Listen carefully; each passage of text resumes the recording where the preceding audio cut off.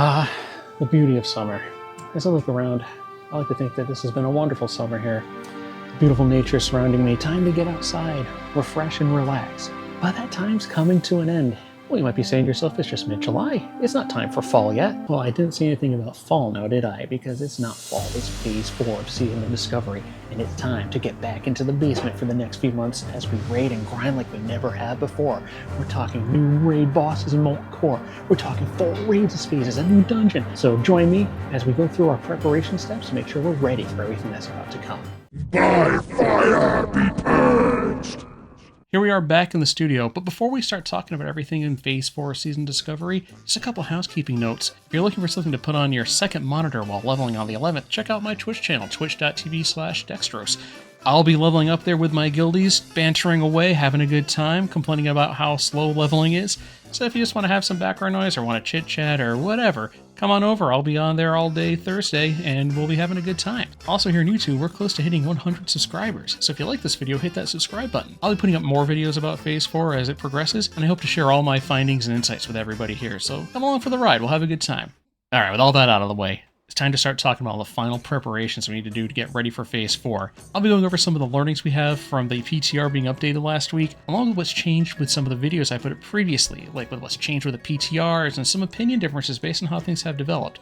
I want to start with talking about how your class has changed, and it has, but it might just be the runes that are added this phase. But some classes are getting some pretty big reworks. Hunter comes to mind. They have a lot of new abilities and different abilities than they had even in Phase 3. So be sure to go to your class discords, go to Wowhead, Icy Veins, chat in your guild, whatever your preferred way to learn how to play your class appropriately and better, go there for some advice. You don't want to be that person going into Phase 4 thinking nothing's changed since Phase 3 or not adapting to the change and being low on the DPS meters or not able to contribute in your role as fully as you really are expected to be. So take some time now and over the next couple weeks, before the raids launch especially, and really learn what the differences are for your class. You might want to gear differently, you might want to find different types of weapons, perhaps fast or slow or whatever. There may be more changes than it looks like on the surface. You want to dig a little deeper and find out what really do you need to be paying attention to gear-wise, weapon, speed-wise, anything like that. I'm not an expert in every class, nor do I pretend to be, so I'm not going to go too deep into this in this video, but be aware, it's changed. I've been doing my research as a paladin for what do I need to be gearing up as, and it's all over the place right now, but there's a few things that are emerging, 3 different playstyles, that's exciting. So take some time over the next couple weeks and really figure it out, especially as you're gearing up. You want to make sure you're making the right decisions and investing in the right places, so you're not wasting a lot of gold and time that could be better spending elsewhere on other things and doing other activities. That's a really broad piece of guidance. Let's get into some more specifics, things that pertain to my older videos that really have changed or adjusted over time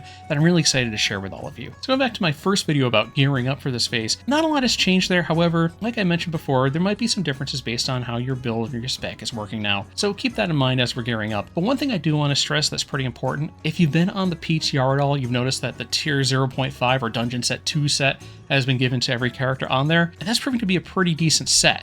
Now, it is an expensive set to get. You do need all the baseline dungeon set pieces, along with all these materials here on the screen to upgrade it, along with some reputation to go with it. Argent Dawn to Honored and Snarian Circle to Friendly. So it's a lot of work to get it. However, it's a strong set. It's looking like it's going to be, if not your previous, some select pieces from it will probably be in your previous sets. Grinding this set out will be a great thing to do before the Azure Ghost and Kazakh raids start, and even after before Molten Core starts, really, because it will take some time and investment to get there. However, if you have this set or the pieces from it that work best for you, this will be something you are going to be very happy to have for quite a few weeks to come until you start upgrading that gear into Molten Core gear and whatnot. So consider now farming up those crafting materials that you'll need in order to get there. A lot of them are on cooldowns like Mooncloth and Cured Rugged Hide and Arcanite Bars for the Arcanite Converter. That takes a while to get and can be really expensive if you just buy it off the auction house. So start thinking now, maybe you can start getting this rolling so by the time Phase 4 is here and you're level 60, you'll have the materials to buy them. So give that a shot. I do think it's going to be worth getting, not for every character, not for every class, not for every spec. Along with that, I think pairing it with the PvP gear we talked about in that first video is still going to work out really well, especially for the Arathi Basin rewards like the cloak and the shoulders. But one thing to keep in mind, it's looking unlikely that the Warsong Gulch legs will be in the game when Phase 4 launches. They did come in a later phase originally in Classic, and they might follow that again this time. So check it out. We don't know for sure just yet, but I'm going to lean towards no. I'm going to lean towards they're not going to be available. So that opens up another slot for something like another piece of your dungeon set 2 gear, maybe to get that 4-piece bonus, which is pretty juicy for most classes. But speaking of PvP gear, Alterac Valley is going to be out for melee classes at least. That means things like the Unstoppable Force, and the Don Julio's band are going to be available once you grind up to Exalted Rep. So you might want to have a little gold stashed away to buy those once you get that rep up. If it's anything like Classic in 2019 was, this is going to be a fast grind. People are going to be crushing AV 24/7. So when you're level 60 and you have nothing better to do, or your friends are offline or whatever, get into AV, rush Drek, collect the loot. Easy as that. Aside from that, there is the new dungeon, which has new gear associated with it. So I'm going to put a few pieces up on the screen here that I think are of particular interest. But again, check out if any of this will actually be your Priebus. It might be better than what you think your Priebus is if you're basing on old stats or old Classic 2019 WoW stuff. So give these a look. Definitely check out this dungeon. I think everyone's going to check out this dungeon. I mean, this is what we've been waiting for, right? Fresh, new content. Yeah, we're getting there. It's happening. So check it out. I know I'm excited about this trinket right here that gives 80 strength for an on-use. That's a pretty nice trinket right there. I hopefully get one of them pretty quick. But I'll be farming that out. I'll be farming out other gear anyways. It's all going to happen in time as long as you really just get in there and pound those dungeons out. Now, if you're behind and just getting started, or you don't have a lot of time to research in general, you could probably still use the guides on sites like Wowhead and Icy Veins for what level 60 Priebus was in 2019 Classic. Some of the gear will have changed and probably changed for the better, but overall, that's still going to work pretty well for most classes. There definitely is nuance. Like I said, do research into how you play your class now in Phase 4, but that's not a bad place to start to target out specific dungeons you want to run, or maybe some reps you want to grind. It's better than nothing. Going in with any kind of plan is better than going in with no plan. Check those out. They're still pretty good. If you have more time, hop on sites like 60 Upgrades, or maybe there's a sim for your class that's been updated for Phase 4. Check that out too. You might be able to put together a decent gear set that seems realistic to get in a short frame of time before Phase 4 launches, so give that stuff a thought. But overall, like I said in the last video, if you just go into this phase with what you have from Sunken Temple and upgrade pieces along the way as you do dungeons and get some nice drops, you're gonna be fine for Molten Core, at least on the easiest mode. And then as we learn more about how our classes actually play in Phase 4, we'll be able to fine-tune things from there, so nothing to sweat right now. One other thing to talk about here really quick that kind of falls into gearing is that rank 10 is going to be available in Phase 4, so that means more honor farming. There's two ways really that you're going to do it. It's going to be either through Alterac Valley, grinding away in the most PvP-less PvP you can do, or going to Stranglethorn Vale. There's going to be new Bloodstained commendations for 25 copper each. That sounds like a pretty fast way to accumulate honor. Now, once you hit rank 10, you'll have the blue set of honor gear available to you, so that'll be nice to have for some select upgrades and slots here or there. Looking at gearing from a PvE perspective, you might want to put this on the back burner. It's probably going to be a lot quicker to get a good set of gear from doing dungeons. However, sometimes those PvP gloves can have a bonus that really affects a class positively. I believe those are rank 7 though, so those will be available to most people right off the bat. So that's enough about gearing. Let's talk about the video that's gotten the most comments and the most feedback, and that's about reps and crafting for Phase 4. Now, one thing that was brought up in the comments I thought was a good point was about Transmute Master and whether it's worth it or not. Now, when I made that video, everything was really expensive, so I didn't think it was worth it at the time. But now, as we see more people pushing for Arcanite bars and more people looking to buy people to use their Transmute cooldowns for Arcanite bars, it's really starting to be worth it. I'd really recommend speccing into Transmute Master as soon as you can, so when people really want to get things like their Lionheart Helms crafted, or maybe a Hand of Ragnaros or something, you can actually sell the good cooldowns that have the chances for additional procs, which means additional gold. And when you're a Transmute Master selling your cooldowns, make sure that you're upfront about charging extra gold if you get extra procs. You shouldn't be giving away Arcanite bars for free. Make sure you charge maybe a few gold, maybe 5, 10 gold, whatever the market demands for each additional proc you get. So at a certain point, maybe you give an incentive for a freebie if you get that magical 4 procs on an Arcanite Transmute. That'd be unreal. That'll draw customers in if you offer something like that too, so keep that in mind as well. Then in that video, I talked extensively about Thorium Brotherhood rep and the rewards that come from it. And while that's still a nasty grind, there's two things to talk about. One of them is the rep grind is easier because of the Blackrock Eruption event happening, where there'll be daily quests there to get rep with Thorium Brotherhood. That'll accelerate things greatly. Now, right now, I still say before Phase 4, if you can get to Honored rep with them, do it. It's pretty cheap, and those items are probably going to go up in price as people really want to rush things through, especially those people who quit playing in Phase 3 because the game was dead in their opinion. So capitalize on that now. Now, every 2 hours, I do recommend getting over to the Blackrock Eruption event, so you can get that Thorium Brotherhood rep. You can even grind it while you're leveling, so you can get to the Thorium Brotherhood Exalted rewards or Revered rewards, whatever you're targeting. Now, one thing to talk about here too, now there was an update on the PTR that showed all of the items going to BOP, but according to some tweets we've seen from Agron, the lead WoW Season of Discovery dev, there's some confusion about this. What it sounds like is the original Thorium Brotherhood patterns, things like Black Fury or any of the fire resist gear, is going to be BOE still. However, it looks like these items are going to be upgradable if you have enough Thorium Brotherhood rep into a new version based on what we've seen on the PTR. There's a bunch of new things out there, like an updated Black Fury. So while that's not 100% confirmed in-game just yet for how it's going to work, that's what it sounds like based on some tweets. So it's going to be a rep you probably want to farm anyways. So I'm hoping this looks like is anyone can get the BOE version, the old ones. But then if you have the right Thorium Brotherhood rep, you can upgrade those to the BOP versions. Now, will this actually play out like this? It remains to be seen. But based on some of the discussions I've been seeing on Twitter and whatnot, this looks like what it's going to be, and it's not just going to be BOPs for everything. So hopefully have more clarity about how this works out before Phase 4 launches, but we'll find out soon enough. That said, though, Thorium Brotherhood is going to be an important rep this phase, and I think this change with the Blackrock Eruption event shows it's going to be even more important than ever. So consider you're going to be grinding this one out, you might want to get a little early head start now. One other thing we discussed in that video were the fire resistant chants. And based on how much Blizzard has been talking about fire resist and Molten Core, you might want them, but they've added in some new options to make them a little easier to gain. Now, what they've done is they've changed the Argent Dawn shoulders, the fire resist shoulders that have been in the game forever, from 5 fire resist to 15, which is a nice upgrade from them. That's a good bump. But the big one is with Hydraxium Warlord rep, which is going to be useful for something in Season of Discovery. They're going to have a 20 fire resist cloak enchant. Now this is better than the Cenarian Circle 15 fire resist enchant that came in later phases.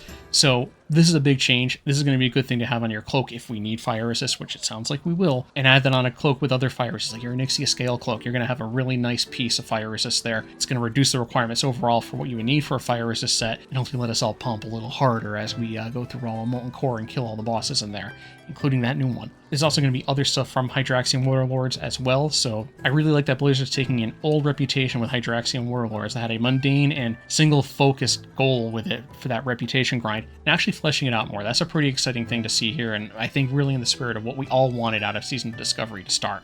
But moving on, and one other thing to talk about, which kind of fits in with this video, is that there's a new dungeon drop, like Wild Offerings were in the last phase. They're called Reels, and they're being dropped by bosses in endgame dungeons, which means we're going to probably be doing a lot of world tours of the endgame dungeons to collect these, because it looks like they're going to be used for both gear, like this item here, which is effectively a Black Fury without the crit on it, along with crafting mats. Now, we don't know which mats yet. It could be Black Lotus, it could be Arcanite Bars, it could just be Thorium and Dense Stone. Who knows? So we'll find that out soon enough, but I suspect they're going to put some good stuff available for these Reels, so we're going to be farming these up quite a bit. Now, this might drastically impact markets. It might make it so crafting things like flasks might be very cheap. I really hope they put good stuff like Black Lotus available for purchase here, because the price of things like flasks are going to go crazy over time, especially with the economy the way it is after incursions in Phase 3. And while I don't think Blizzard will ever get a hold on the economy again, this is a good way to make it so people can actually enjoy playing the game without having to buy gold or feel pressured to buy gold or farm endlessly for hours and hours. So there's a chance for some real positive stuff here. But along with that, having the dungeons be effectively evergreen content through the rest of the game, I like that too. It gives us a reason to log in and do something for at least a couple hours a week so we can get our flasks and other materials we need for the next raid. I think this has potential to be a big win for Blizzard, and we'll see how it plays out. And moving on to my third video about raid composition, I do have an apology to make. I had a segment to talk about balanced druids that just got left on the cutting room floor because I just wasn't paying attention, so I do want to apologize to them. Yes, balanced druids do deserve a spot in raids. They bring a crit buff to your casters that every caster asks for. I have one mage that hounds me incessantly if we don't have a balanced druid in raid. Even if one is coming, he wants to make sure he's there, and I agree with him. Balanced druids bring a big buff, and they belong in the raid. My apologies again, that was just a complete oversight on my part in that video. But moving on, we've had some changes since that last video. The biggest one being that Marksman Hunters and True Shot aura no longer applies to melee. Now, I love this change because it means your melee groups, which already have limited spots because of things like Wild Strikes and Battle Shout and whatnot, now have another slot available because your Marksman Hunters don't have to be in there for True Shot. They can be put in with casters or healers or something. I think this is one of the biggest wins that Blizzard has put out this phase, in fact. With that being the case, what does my layout look like now for a raid? Well, let's go look at the screen and I'll show you. Now, this is roughly what my raid team is going to look like. There's still some tweaking to do here, but overall, this gives me another room to put a melee. Now, for instance, if I lose one of my casters, like a mage for instance, I can now move that Marksman Hunter into the caster group add another warrior, because I still think warriors are going to pump. This is a big change. I'm excited about this. I'm excited about this comp because I think this is going to be a successful one, especially over time, because one thing you can be sure of is people will drop, people will get burnt out or whatever, and there's opportunities to backfill with this comp with just that change alone that weren't there before, where I can go a little more balanced, so maybe a little more melee heavy than I was planning on. So that's exciting. Now I still stand by everything else in that video, especially the part where I talk about bringing stronger players rather than the right classes. I still think that's going to pay dividends in the long run. Also, having people who are invested in their class know how to play it, and the harder difficulties of Molten Core is going to be important. So make sure you're building your team around the best players you can find, not the best classes you can find. That said, you need a raid that actually functions too, so it can't be all Shadow Priest, for instance. So keep that in mind, build a good raid, but this composition here with that change, I feel better than ever about building a raid comp. Now let's talk about a few new things that weren't covered in any video before, starting with the raid lockout schedule. Now, Blizzard has been gracious to make Molten Core just one lockout a week, while the other single-shot bosses, Kazakh, Onyxia, Ajargos, being twice a week. That's pretty cool, because there's some good loot in there. In fact, the Onyxia loot I'm excited about since they're revamping it all, because Onyxia always had pretty decent loot on average anyways, so that's pretty cool. I'm looking forward to see what we get out of those bosses. Aside from that, one other change to note is that they're changing the Chrono Boon Displacer to 5 minutes for a cooldown. That's awesome. That means in places like Molten Core, where there's a lot of trash between bosses, you can boon your buffs, get through the trash, and have them available boss to boss. And remember, Angar, he does do a lot of purging, so you may want to boon for that boss, depending on how things worked out. They did change the Dire Maul buffs, so you can't purge them anymore, so that's nice, but consider that Angar. He might be the boss you don't want to have your buffs for. But everyone else in there, you should be able to pace things out, have your buffs available for every boss, or almost every boss, and that'll be a huge boost to your DPS, and also give you some protection in case someone pulls an extra core hound and you wipe. Well, you won't lose your world buffs that way. That's super nice. Along with that, getting world buffs is going to be easier than ever because of that same change. You can go to Dire Maul, boon. Songflower, boon. Stormwind, get the 2 buffs there now with the new War Chief's Blessing for the Alliance. Or Orgrimmar if you're Horde, boon those. And when ZG comes out, same thing. So there's a lot of good stuff here. World buffing is not going to be as big of a pain as people said. It is a time investment. It does take some time to travel around to get them all. But there's going to be networks of warlocks summoning. Maybe your guild has one or is building one right now. That'd be the best way to do it. So keep that in mind and make buffing an activity. Don't just go buff solo. If you're a raid leader or a guild leader, have a buffing event. We had one that our tank Jeffro used to run called Buff Bonanza. Great name. The alliteration just rolls off the tongue. Where we would just have people get summoned and get portals. We could go to Darnassus after we get Songflower and be safe. And just do something like that. Make it a fun event so everybody's buffed and brings their best performance to the raid. That's really what it's all about, is being able to have everybody at peak performance as much as possible.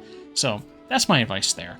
And the last one I want to talk about here is leveling strategy. Now, with the change to incursions, you can't just run them to get to level 60 like we were all hoping for, I'm sure, because we love incursions. So there's 3 ways I'm looking at this. One of them is pre-questing. WoW had put a guide up the other day if you want something really simple to follow. I'm following that along with some things of my own that I'm trying to do that I never did before. I have a lot of Sunken Temple quests I never did, so I'm doing all of those. But along with that, dungeon grinding looks like it's going to be the way to go. And it might be as simple as BRD to 55, 56, and then going to lower Blackrock Spire for the rest of the way. So I think that's actually going to be the way to go. But we'll see what happens. I'm sure someone will put out a really optimized guide any day now. Along with those 2, I do want to reiterate the Blackrock Eruption event, not just for the rep, but those give XP as well. If we know anything about Blizzard at this point, is they tend to over-index or over-reward on some of these new systems. So once you hit 55, that's probably going to be something to do at least for a little bit every 2 hours. That's part of my strategy as well. But if you're just out there questing, solo questing, whatever, that's fine too. Any route that gives you XP will get you to 60. Plan your route, figure out what you want to do and where you want to invest your time. So my final thoughts about everything we've learned going into Phase 4, I'm really excited. What we have now with this new dungeon is just a taste of what I think we're going to see to come in the next few phases. This is what we're all here for. We want the new stuff. We want the new experience. We want those lost letters that Blizzard talks about where we get things that are a little different than before, but not substantially unclassic-like, although I know people disagree with that point. So I'm excited to see what comes, and I'm excited to try out the difficulties in Molten Core. The doing instance world bosses is kind of wild. So there's a lot of good stuff happening now, and I'm excited about the future phases. What does Phase 5 look like? What does a reimagined ZG and BWL and maybe another dungeon or raid look like? We'll see, but I'm getting a little too ahead of myself on the hype train there. What I do hope for, though, is no content drought. I don't want to see Phase 3 happen again. This was a slog. Keeping a raid team together through this, if you're able to do that, congratulations. You've actually accomplished something really hard. I know getting my raids going every week has been more and more difficult as time has gone on.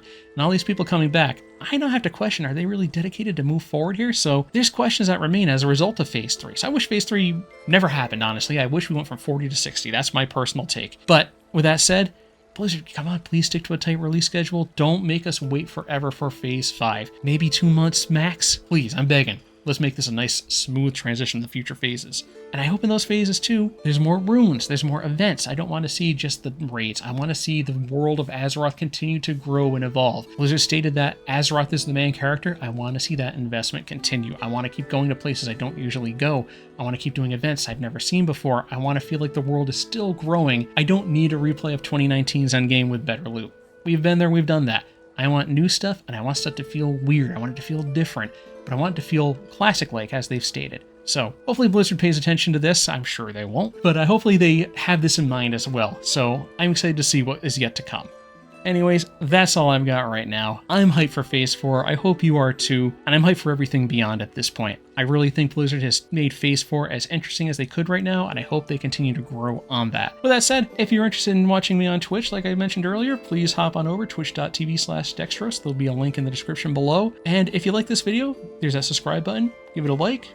Notify if you want to see my next video, which will probably be coming in a couple weeks to talk about some of the things we've learned in early Phase 4, and maybe do a little reflection on some of the things I expected to see happen that didn't quite work out that way. I think we're going to have a lot of that. So thanks for watching, and good luck leveling in Phase 4. I hope you have all the success in the world.